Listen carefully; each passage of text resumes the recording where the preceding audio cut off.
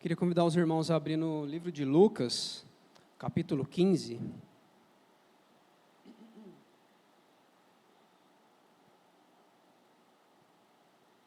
fazer uma oração para a gente iniciar. Querido Deus e Pai, nós queremos te agradecer por mais esse dia, da tua graça e da tua misericórdia renovadas sobre as nossas vidas. Queremos te agradecer pelo privilégio, Pai, de mais um dia estarmos aqui reunidos, compartilhando da tua palavra, sendo edificado por ela, sendo transformado, confortados por ela também. Pedimos a tua graça, Pai, em tudo que for dito aqui, que nós possamos sair edificados e a cada dia mais parecido com Cristo. Abençoa as nossas vidas, em nome de Jesus. Amém. Irmãos, aqui nesse capítulo de Lucas 15, Lucas aqui ele vai resumir aqui 3 parábolas, né? E a gente pode ver que, conforme a gente for lendo aqui na sequência, os ensinos de Jesus aqui são sobre coisas que estavam perdidas, né? No caso, 3 parábolas, então, 3 coisas que estavam perdidas. A primeira, a ovelha; a segunda, uma moeda, né, que seria a dracma; e terceiro, um filho, né? E eu quero ler de início aqui o primeiro e o segundo capítulo, antes da gente prosseguir para a parábola da ovelha perdida. O Eric, eu vou usar a NVT, tá? O versículo 1 diz: cobradores de impostos e outros pecadores, cobradores de impostos e outros pecadores vinham ouvir Jesus ensinar. Os fariseus e mestres da lei o criticavam, dizendo: ele se reúne com pecadores e até come com eles. Aqui Lucas vai concentrar toda a atenção na misericórdia de Deus em resgatar e receber o seu povo, né? Aqui a reclamação se dava pelo fato de que essas pessoas, que a gente vai ver na sequência aqui, eram consideradas marginalizadas, né? Então os fariseus e os religiosos consideravam essas pessoas indignas do amor de Deus. Vamos só relembrar aqui, então, quem que eram os publicanos, né? Se a gente voltar lá no início do livro de Lucas, mais precisamente ali no capítulo 3, a gente vai perceber que esses camaradas aqui eram conhecidos também como cobradores de impostos, né? Então, eles cobravam impostos de Roma, né? Cobravam impostos da população ali, né? E o problema não era os impostos que eram cobrados, isso os moradores, os habitantes deviam pagar mesmo, né? Mas o problema estava da forma que eles cobravam, era uma cobrança indevida. Por quê? Porque eles cobravam um valor que deveria ser cobrado, porém cobravam também um valor a mais. E esse valor a mais, eles justamente ficavam para eles, retinham para eles. Então, eles exploravam o povo, né? Roubavam o povo, né? Eles cobravam o imposto devido para Roma, mas também cobrava um pouquinho a mais, vamos dizer assim, e acabavam ali guardando para eles, né? E se a gente for olhar para os dias de hoje, né, a gente vê aí em algumas partes da nossa sociedade, principalmente na política, algo parecido, né? Sem querer entrar nessa polêmica aqui, mas só fazendo um comentário. E os pecadores, então, eram aquelas pessoas que tinham uma conduta imoral, né? Ou que se ocupavam de coisas que os escribas ali consideravam incompatíveis com as observâncias da lei de Deus, né?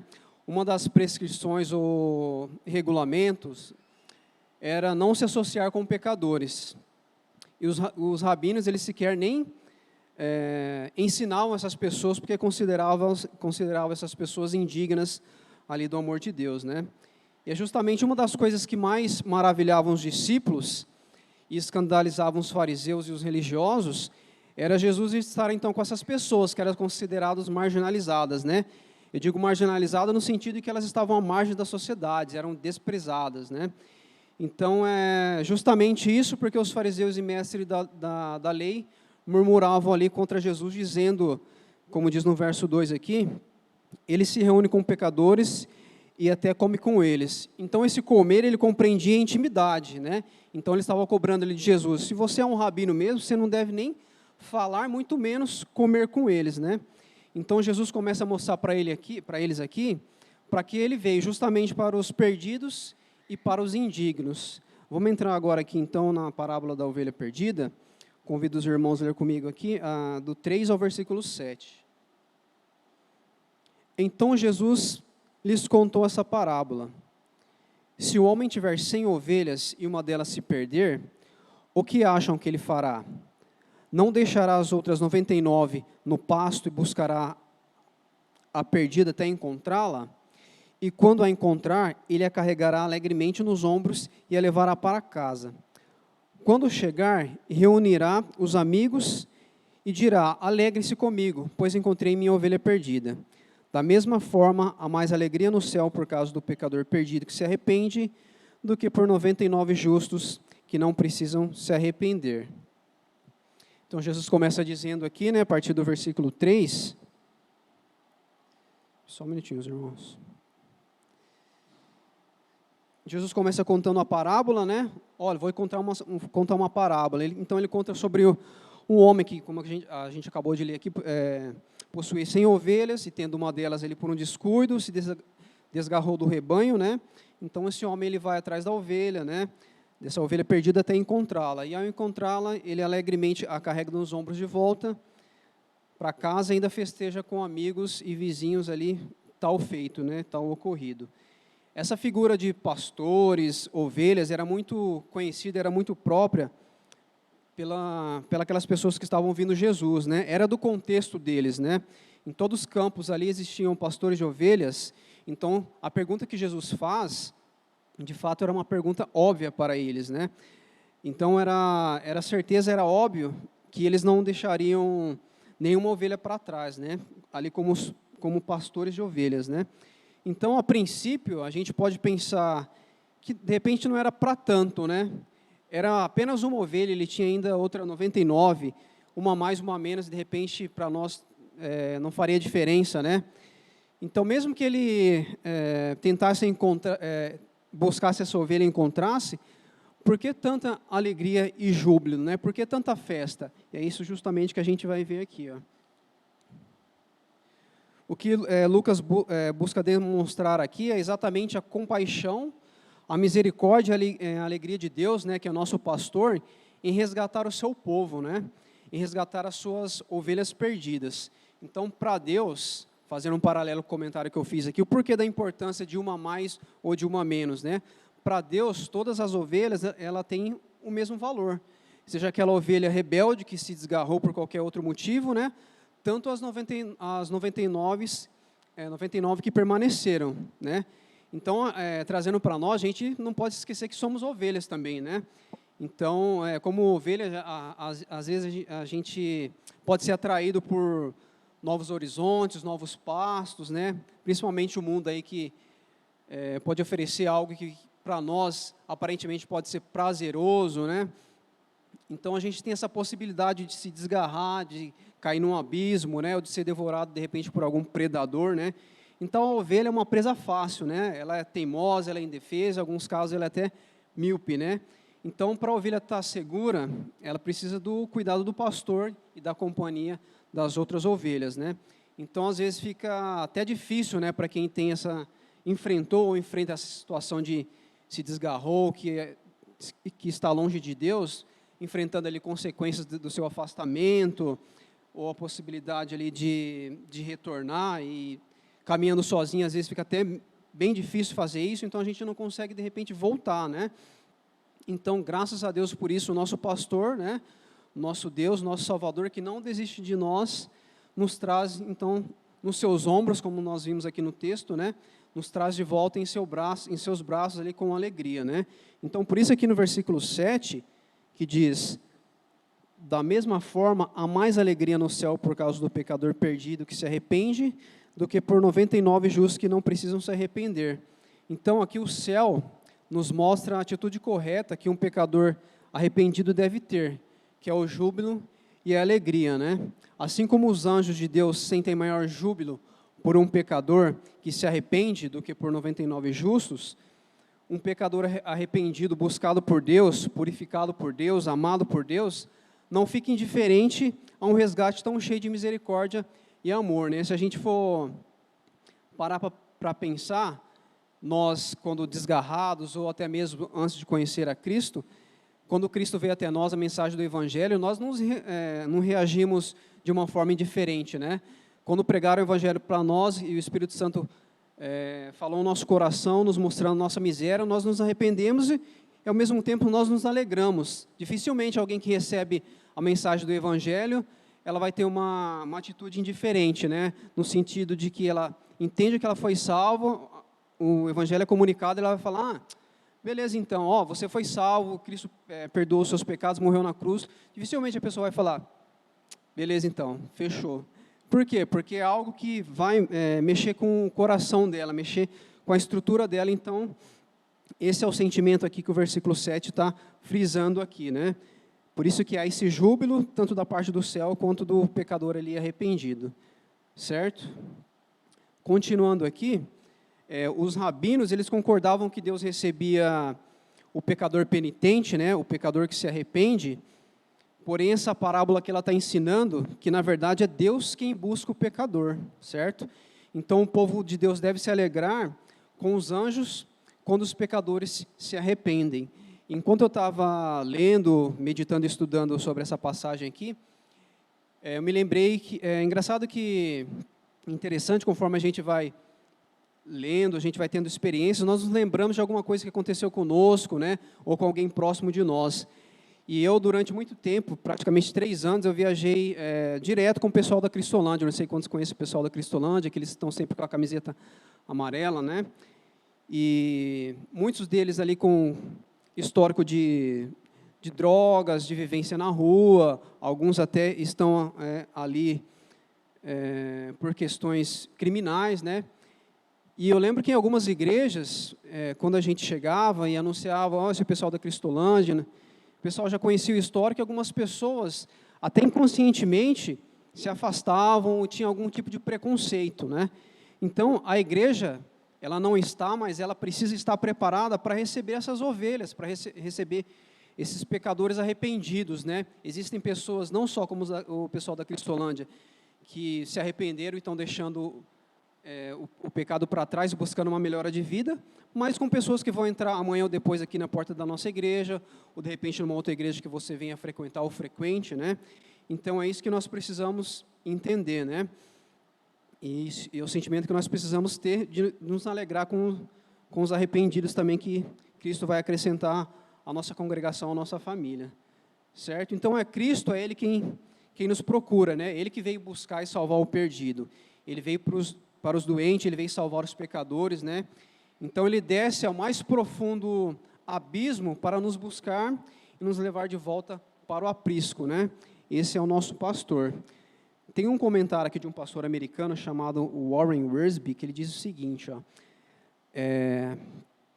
a mensagem desse capítulo pode ser resumida em 3 palavras: perdido, encontrado e alegria. E é justamente o que nós vemos aqui, né? O perdido, aquele que foi encontrado, e o júbilo de ter sido encontrado, de ter sido resgatado. Amém? Vamos dar sequência aqui agora, e vamos dar um pulinho aqui na outra parábola que Jesus conta, que é da dracma perdida. Quero convidar os irmãos a ler comigo, do versículo 8 ao 10. Ou suponhamos que uma mulher tenha 10 moedas de prata e perca uma. Acaso não acenderá uma lâmpada, varrerá a casa inteira e procurará com cuidado até encontrá-la? E quando a encontrar, reunirá as amigas e vizinhas e dirá: alegrem-se comigo, pois encontrei a minha moeda perdida. Da mesma forma, a alegria na presença dos anjos de Deus, quando o único pecador se arrepende. Então, Jesus continuando aqui, né, falando sobre mais uma parábola que vai tratar de algo perdido. E a palavra dracma, ela vai aparecer apenas nessa passagem aqui do Novo Testamento, né? Então, dracma, não sei quantos tiveram a oportunidade já de pesquisar ou já ouviram, era uma moeda grega, e uma moeda de prata, né, que correspondia à quantia paga a um trabalhador por um dia de serviço, né? Então, essa mulher, ao perder essa dracma, ela acende uma candeia, né, varre a casa, procura incansavelmente ali, ou seja, ela varre, ela vira a casa de ponta cabeça para achar essa moeda. E quando ela acha, ela chama as vizinhas, amigas, para se alegrarem com ela, pois tinha achado ali a dracma perdida. Então, imagine a festa que essas irmãs fizeram, né? Eu sei que a maioria aqui é mulher, espero que as mulheres não me batam por isso, mas mulher geralmente gosta de festa, né? Mais do que homem. Então, imagine a alegria dessas mulheres aqui, encontrando essa dracma perdida, se alegrando aqui com a sua vizinha, se alegrando aqui com a sua amiga, né? E se a gente for olhar para os dias de hoje, com a nossa cabeça ocidental, não oriental, que era daquele povo, né? Nós não conseguimos perceber o porquê, tamanho desespero em encontrar essa moeda, essa dracma perdida, e o fato de, quando encontrar, fazer uma festa tão grande, né? Então, ninguém se desespera ali, quando encontra aquele R$1 que caiu debaixo da escrivaninha, debaixo da mesa, a não ser que seja uma situação ali, bem de aperto mesmo, ali, vira uma caça ao tesouro, né? De repente, R$1 ali vai ajudar, né? Então, embora ela ainda tivesse as outras 9 moedas, né? Essa também ela tinha um grande valor. Por isso que Jesus usa aqui a dracma como exemplo de maior valor de moeda na época, né? Porque a dracma aqui ela era equivalente a um denário romano. E inicialmente esse denário equivalia a 10 haces de cobre, que era outra moeda romana. Daí vem o nome denário, né? Que significa 10 em 1, 10 por vez, ou que contém 10 em uma unidade, né?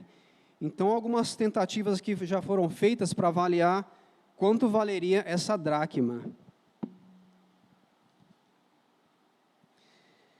Eu não sei se isso é preciso, mas pela pesquisa que eu fiz, alguns chegaram ao valor aproximado de que cada dracma valeria aproximadamente R$150. Então, se for justamente isso, nós entendemos, então, o porquê do desespero de encontrar aquela moeda e também a alegria, né? Fim de semana passado, meu carro quebrou e 2 moedinhas dessa aqui já resolveria o problema, né? Então, aqui, entendendo, então, a cabeça do pessoal do Oriente, né? Do contexto onde aconteceu isso aqui, a gente consegue, então, entender de fato o porquê da euforia dessa mulher encontrar essa moeda, né? Então, para a gente entender o contexto dessa parábola, da parábola da dracma, a força que ela tem, o que ela significa, então é preciso entender esse contexto. O contexto do qual? Do Oriente Médio, né? E, para ser mais preciso, a gente precisa entender o contexto do casamento no Oriente Médio. Naquela época, as mulheres elas se casavam com 12 anos, né? Eram os famosos casamentos arranjados, né? Eram prometidos. Então, a fulana de tal era prometida para o ciclano, né? Então, era necessário também pagar um dote, né? E até hoje, em alguns países do Oriente Médio, lá, essa prática, né, esse costume ainda é realizado, né? Paga-se uma quantia à filha, que é um bem precioso da família, um bem precioso do pai, né? Se a gente for olhar com o nosso olhar ocidental e capitalista, e, de repente, para ter alguns aí enviesado, dá uma intenção de que está comprando a noiva, né? Mas o fato não é esse, a motivação é dar um benefício e uma segurança por algo valioso, né? Então, no dia do casamento também, o pai entrega uma parte desse dote a essa mulher, né? Então, essa quantia, uma parte dessa quantia era dada à filha, né? No caso ali que estava se casando. Naquela época, as mulheres eram totalmente dependentes do marido, né? Elas não trabalhavam, né? Então, de repente, num caso aqui de viuvez, se ela não se casasse de novo, ou por qualquer situação que ela precisasse voltar para a casa do pai, ela não teria um recurso, ela não teria alguém para sustentar, certo? Então, essa parte do dote seria aqui uma reserva, seria um auxílio para que ela, de repente, numa necessidade, não precisasse mendigar ou submeter-se a coisas piores como prostituição, né? Por isso o esforço, o empenho, a alegria de encontrar, então, essa dracma perdida. Por isso também nós vemos aqui que Jesus ele não explicou tão detalhadamente essa parábola, porque o povo local, né, que pensava com uma cabeça de oriental do Oriente Médio, sabia do que se tratava, sabia da importância de encontrar aquela dracma, sabia o valor da dracma, sabia a importância, então, de se encontrar aquela dracma que estava perdida, né? Então, se a gente olhar para esse contexto, simplesmente passar o olho em cima dessa leitura e não procurar entender o contexto, vai ser uma leitura minimalista, né? E até infantil, né? O porquê da festa de encontrar essa dracma perdida. Mas é justamente isso aqui que significa, né, o motivo da alegria de encontrar essa dracma perdida, né? E embora seja o Senhor que nos busque, como eu falei um pouquinho atrás, essa mulher ela não ficou ali lamentando, né, a perda dessa dracma. Ela tomou então medidas práticas para encontrá-la, né? Nós vemos aqui que ela acendeu uma candeia, né? E se a gente for pesquisar também as casas da Palestina naquela época, elas não tinham tantas portas e janelas, né? Então, a maioria grande parte do dia era sempre escuro, né? Então, por isso que ela acendeu essa candeia, ela varreu a casa também, vale lembrar que era de terra batida, então, não foi fácil para essa mulher encontrar essa dracma, mas ela encontrou, né? Então, se a gente for trazer isso para nós, para a aplicação da nossa própria vida, lembrando que a palavra de Deus é para nós, obviamente, né?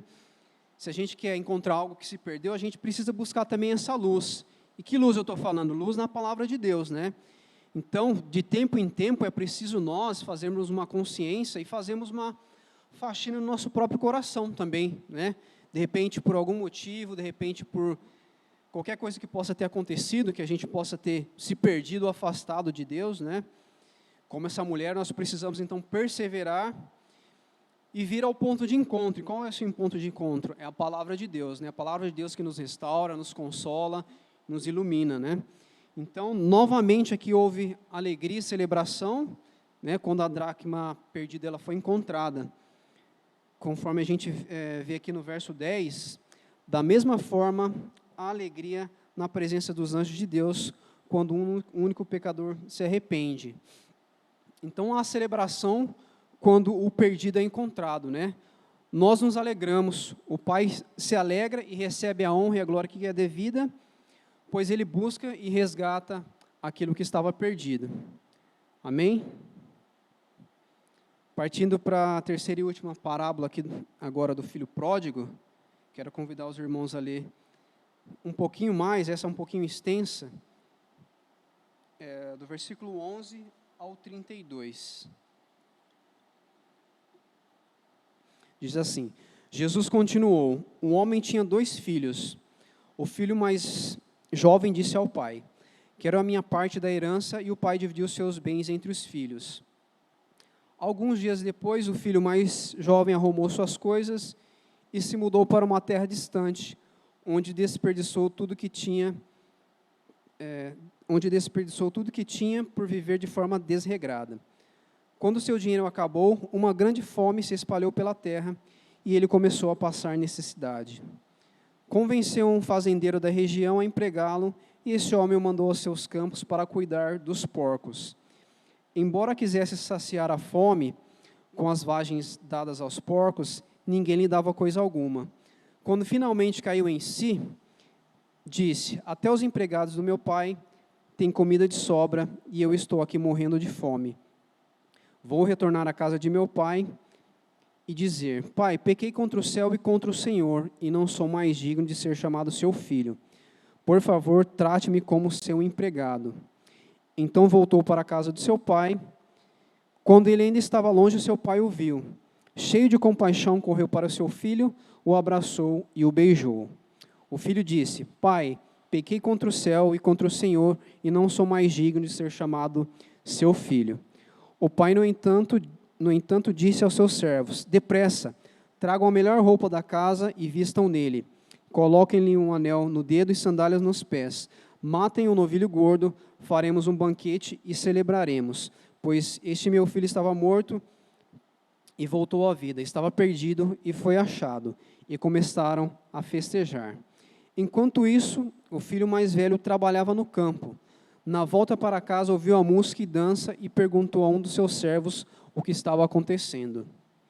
O servo respondeu: seu irmão voltou e seu pai matou um novilho gordo, pois ele voltou são e salvo. O irmão mais velho se irou e não quis entrar. O pai saiu e insistiu com o filho, mas ele respondeu: todos esses anos tenho trabalhado como escravo para o Senhor e nunca me recusei a obedecer às suas ordens. E o Senhor nunca me deu nem mesmo um cabrito para eu festejar com os meus amigos. Mas quando esse filho volta, depois de desperdiçar o seu dinheiro com prostitutos, o Senhor comemora matando um novilho. O pai respondeu: meu filho, você está sempre comigo, e tudo que tenho é seu. Mas tínhamos de comemorar este dia feliz, pois seu irmão estava morto e voltou à vida, estava perdido e foi achado. Então, talvez essa parábola aqui, chamada de filho pródigo, né, ela pudesse ter outros títulos também, né? Ao invés de filho pródigo, ela poderia ser chamada de a parábola do pai que espera, porque além da importância do arrependimento que nós vimos aqui, né, e vamos discorrer também, nós vemos aqui a disposição do pai para perdoar, combinada com ações aqui de misericórdia e recheadas de graça também, né? Essa parábola poderia também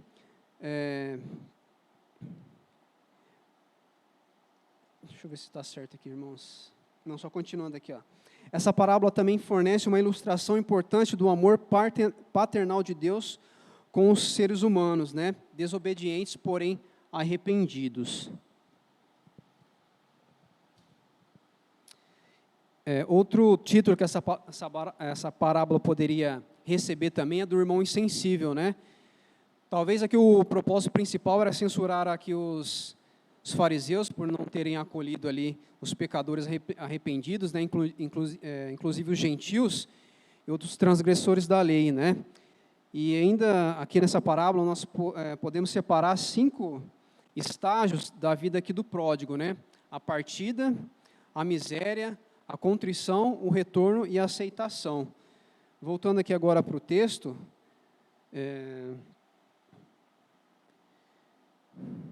a palavra pródigo, não sei quantos já tiveram a oportunidade de pesquisar, ela significa gastador e esbanjador, né?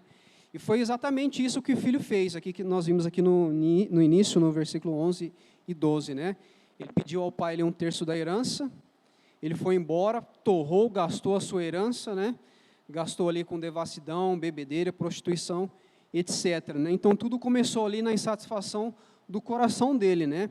Foi insatisfação também que derrubou ali a Eva ali no Jardim do Éden, né? Foi a insatisfação que levou Lúcifer a se tornar o que ele é hoje, né? E tem uma frase do Hernandes Dias Lopes, onde ele diz: a insatisfação é a tola ideia de que do lado de lá do muro existe a felicidade, de que Deus está nos privando de alguma coisa que nós não merecemos. Então, lembrando aqui que esse homem, ele possuía 2 filhos, né? O primogênito tinha direito a 2/3 das propriedades do pai, conforme Deuteronômio 21:17. Então, pedir a herança em vida era possível, mas também ali era um ato de rebeldia e um desrespeito, já que o pai ainda estava vivo, né? Então, após essa insatisfação do próprio coração, viria então agora a rebelião do filho, né?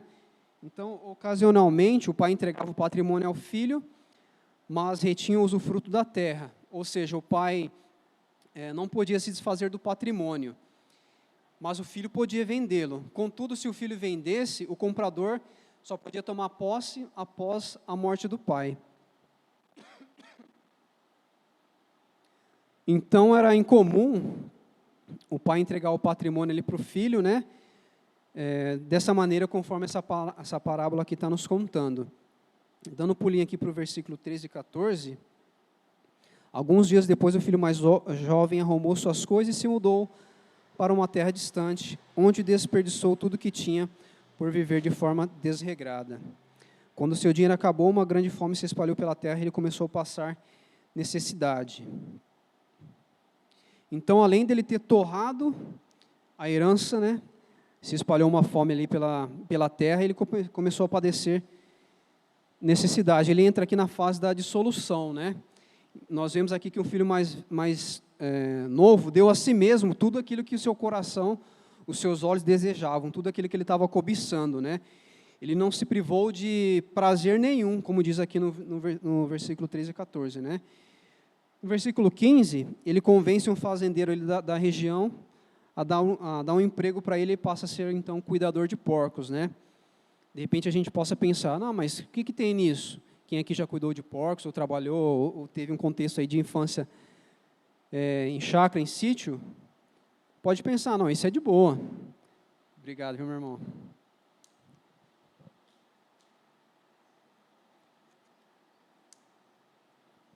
De repente pensar, cuida dos porcos, dá comida para ele ali, é de boa, né? Mas a gente precisa entender o contexto desse serviço que representava, então, para esse jovem que cuidar dos porcos, né? Aqui pela lei, conforme a gente encontra em Levíticos 11:7, cuidar de porcos era considerado algo imundo, algo grave, né? Porque o porco ele estava ali entre os animais que não poderiam ser cuidados, que não poderiam nem se comer, né? É encontrado nas leis dietéticas, né?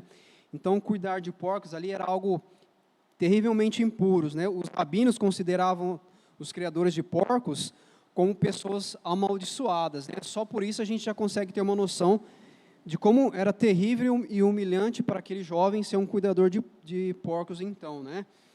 Então, judeu nenhum ia aceitar aquele trabalho de boa vontade, a não ser que ele tivesse ali no fundo do poço mesmo, como era a situação desse jovem aqui, né? Então, aqui o passo seguinte da dissolução é a degradação.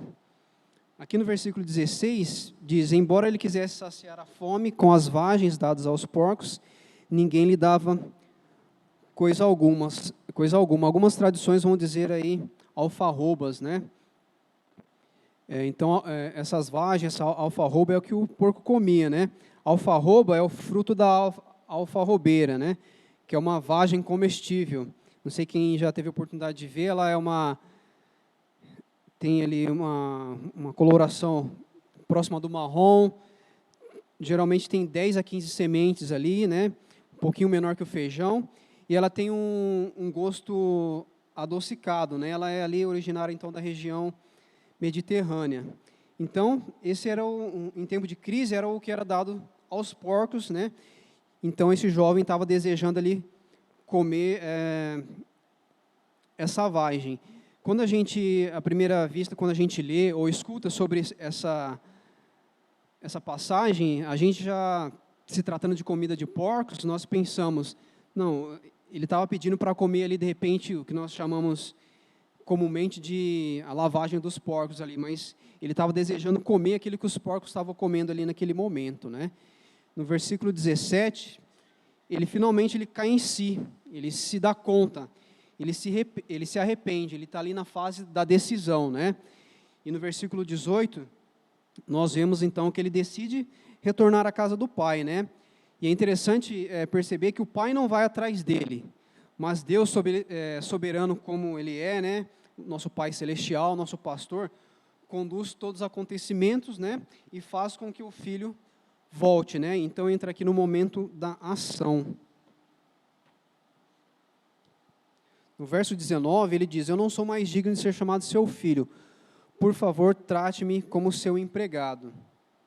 O filho aqui ele faz uma confissão louvável, né? Ele reconheceu ali o seu pecado e buscou o perdão. Ele diz, pai, pequei contra o céu, não sou mais digno de ser chamado seu filho, trata-me como um dos seus empregados, né? No versículo 20, nós vemos que aparentemente o pai ele aguardava com ansiedade ali o retorno do filho, né? Naquela época não era considerado digno demonstrar esse tipo de emoção que o pai demonstrou aqui com os filhos, né? Os judeus eles não demonstravam isso publicamente, né? Abraços, beijos, coisas do tipo. Mas foi justamente isso que o pai fez quando viu o filho, né? Demonstrou ali compaixão, alegria e amor. Então, o filho descobre que antes de buscar o pai já estava procurando, né? Antes de encontrar o pai, foi o pai que encontrou. Lembrando aquilo que nós falamos aqui no início, é Deus que busca o perdido, né? É Deus que busca o seu filho. Versos 22 e 23. O pai, no entanto, disse aos seus servos, depressa, tragam a melhor roupa da casa e vistam nele. Coloquem um anel no dedo e sandálias nos pés. Matem o novilho gordo, faremos o banquete e celebraremos. O pai aqui mostra, perdão total e restauração do relacionamento com o filho, né? E Deus também tem pressa em nos perdoar, né? Ele se deleita na sua misericórdia. Então, o filho encontrou aqui nos braços do pai um abraço, né? A casa aberta, a casa preparada, uma festa, né? Então, uma festa na terra e também no céu começa a acontecer quando esse filho volta, quando ele cai em si, quando ele se arrepende, né? Então, não importa quão longe o filho foi, não importa quão longe nós poderemos ir, ou um dia fomos, né? sempre o pai nos trará de volta e sempre haverá alegria nessa volta, né? Sempre haverá festa. Então há sempre tempo de voltar então para a casa do pai. E o pai então pede que traga-lhe a melhor roupa. A melhor roupa significava um sinal de honraria, né? Entre eles, ele andando com as vestes que se chamassem mais atenção, mais bonitas, mais conservadas, era um sinal de honraria. O pai também coloca um anel no dedo do filho, que significa autoridade. E por último, coloca sandália nos pés. Os escravos, eles andavam descalços, né? Então, quem andava com sandália tinha ali uma posição de destaque, né? Era uma posição de homem livre, que todo mundo conseguia identificar por ele estar usando sandália nos pés, né? Então, o pai aqui não atende o pedido que o filho pretendia fazer, né? Trata-me como um dos seus empregados. Então, o pai aqui, embora tudo aquilo que o filho tenha feito, voltou e ainda o tratou como filho. Ele continuava sendo filho daquele pai, né? E isso Deus faz conosco também, né? Independente da situação, ainda nós continuamos sendo filhos de Deus. Então, aqui, pulando para o verso 24, o pai continua: pois meu filho estava morto e voltou à vida, estava perdido e foi achado, e começaram a festejar. Então, nós temos aqui que o pai, né, juntamente com os servos, tiveram a mesma atitude daqueles que acharam a ovelha perdida, daqueles que acharam a dracma perdida, né? Eles tiveram júbilo e celebração, se alegraram por aquele que estava perdido e foi encontrado, né? Então, essa atitude aqui, ela representa a celebração que acontece no céu, né, quando o pecador se arrepende. Então, essa foi a atitude apropriada para receber o retorno do filho, né? Então, essa é a atitude que nós temos que ter também. Então, aqui no 25 ao 27, o filho mais velho, ele é informado, né? O motivo daquela festa, o motivo da dançaria, até do churrasco ali, né? E ele foi informado que era porque o seu irmão que tinha ido embora voltou são e salvo, né? Ele fica indignado. E diz no 28 que ele não quis nem entrar, né? Enquanto o pai ele tentava conciliá-lo. Então, da mesma maneira que o pai agiu com o filho mais novo, como a gente viu aqui no versículo 20, o pai toma a iniciativa de restaurar o relacionamento com o filho mais velho, que estava ali enciumado, que estava ali relutante até para entrar dentro de casa, indignado com aquilo que estava acontecendo, né? Então, a princípio, a gente pode até achar que essa indignação do filho mais velho, ela é legítima, né? Porque, de repente, por um pequeno momento, a gente pode pensar, afinal, ele não gastou herança nenhuma do pai, né? Ele não viveu dissolutamente, ele não aprontou, ele não vivia nem em orgia, nem em farras, ele nunca tinha envergonhado ali o pai, e, além disso, ele serviu o pai por anos ali e nunca tinha recebido nada, nem sequer um cabrito, né, que era bem mais barato do que um novilho. Então, o filho esbanjador volta e ainda ganha roupa e um anel, né, e além disso ganha um novilho, né. Então, é justamente esse o ponto que o pai quer tratar com o filho, né. Ele poderia estar tendo, do ponto de vista dele, da mente dele, uma reclamação legítima. Bom, eu não aprontei, estou servindo meu pai por anos aqui, não tive reconhecimento nenhum. É isso que o pai quer tratar, né? Então, ele diz, todos esses anos tenho trabalhado como escravo para o Senhor, ou faz anos que te sirvo, né? Então, essa declaração dele aqui indica que ele encarava o relacionamento com o seu pai como esperando algo em troca, com base na recompensa, né? Sempre esperando algo em troca, esperando receber ali um mérito, um reconhecimento, né? Então, ele estava totalmente equivocado, né? Ele fazia as coisas certas, mas com a motivação errada. Então, não só o filho mais novo, mas como esse também, o filho mais velho que tinha ficado, precisava ali também de salvação, e é isso que o pai está tratando diretamente com o filho mais velho.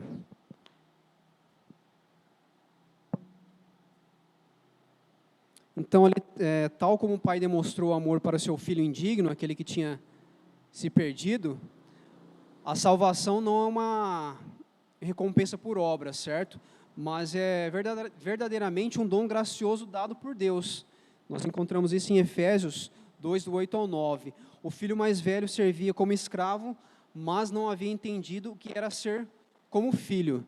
Eu não sei quantos de nós aqui, de repente, até na imaturidade do início da vida cristã, quando pecou, ou de fato se afastou de Deus, se sentiu indigno como esse filho, e teve o mesmo pensamento, ou até mesmo confessou isso para Deus: ó Deus, eu não sou mais digno de ser seu filho, me trata como um trabalhador seu, me trata como um servo, né? E justamente é o entendimento que o pai estava tentando mudar na cabeça aqui dos filhos, né? E é isso que Deus faz conosco também, né?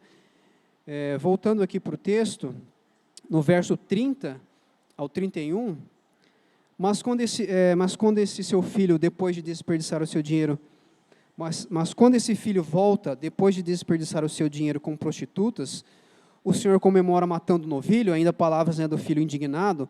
O pai respondeu: meu filho, você está sempre comigo e tudo que tenho é seu.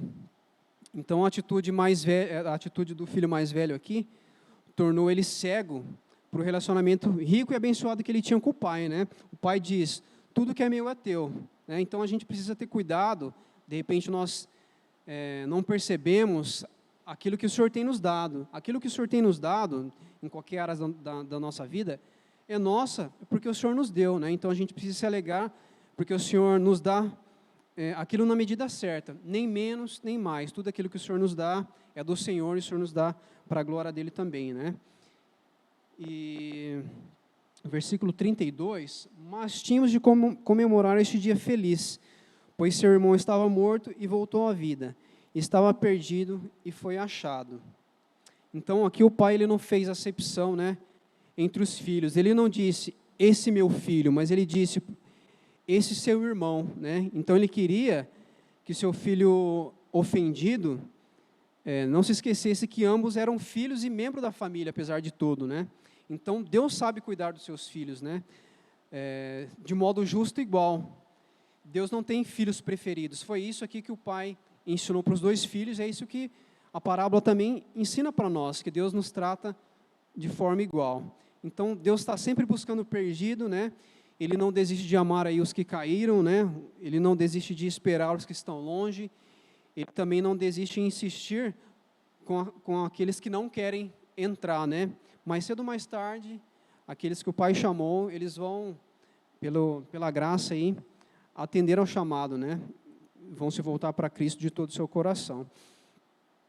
Então o Evangelho também é isso, agir com misericórdia com os perdidos, assim como Deus faz, né? E já encerrando aqui, irmãos, uma pergunta, ela é uma pergunta retórica, eu faço para nós, para mim, para vocês, para que nós respondamos para nós mesmos, né? De fato, nós temos produzido festa no céu, no sentido que nós temos alcançado os perdidos. Existem perdidos na nossa família, existem perdidos na nossa casa, pode ser que existem perdidos até na nossa igreja, né? Eu digo isso que é importante para que a gente faça uma autorreflexão. O texto fala para nós, né? E obviamente serve para nós, mas a gente não pode esquecer também daqueles que porventura se desviaram, né? Pessoas que um dia estiveram aqui, pessoas um dia que estiveram caminhando conosco, né? Que porventura eles se desviaram. A gente não pode esquecer que é o Senhor que chama, que é o Senhor que traz, né? Mas nós aqui como filhos de Deus, né? Como missionários, de repente não no sentido de um chamado missionário, mas como cristãos que temos que levar as boas novas, né? A gente precisa, além de levar as boas novas, continuar orando para que Deus, que faz a obra, quebrante os corações daqueles que se desgarraram, das ovelhas desgarradas, e daqueles que ainda não ouviram o chamado do Senhor. Amém? Eu queria encerrar até pedindo um pouquinho de desculpa para os irmãos aqui, a compreensão e paciência por ter encerrado um pouquinho antes. Eu sei que eu falo um pouquinho rápido, e gostaria de convidar os irmãos a fazer uma oração sobre tudo que nós lemos aqui, e que essa reflexão possa ser uma verdade que de fato tenha falado aos nossos corações, né? É uma parábola, são 3 parábolas na verdade, onde Deus trata, Cristo ensina aqui sobre aquilo que estava perdido e foi achado, e nós precisamos nos lembrar que um dia nós estávamos perdidos e fomos buscados por Deus, né?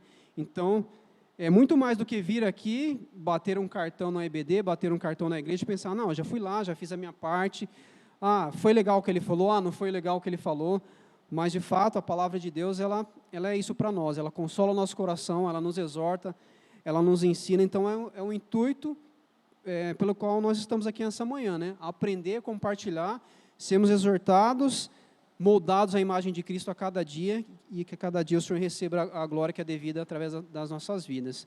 Amém? Vamos fazer uma oração?